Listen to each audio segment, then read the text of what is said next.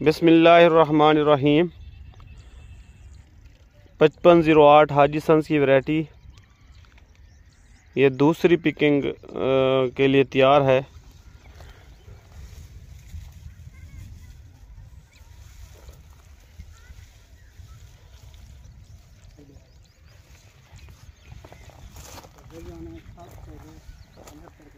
हाँ मैंने 300 रेस्ट किया था। हाँ ठीक है।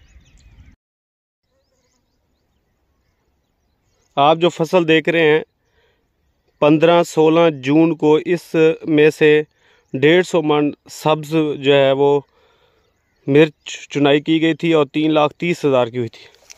अब माशाल्लाह देखें दूसरी पिकिंग आ चुकी है। इसकी फ्रूटिंग देखें सब्ज़ की।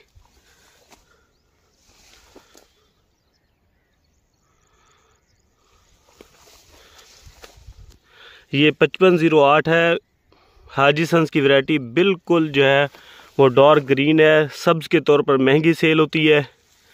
फ्रूटिंग माशाल्लाह देखें आज तारीख 24 जून 2022, एक हफ़्ते बाद देखें इसकी कंडीशन माशाल्लाह।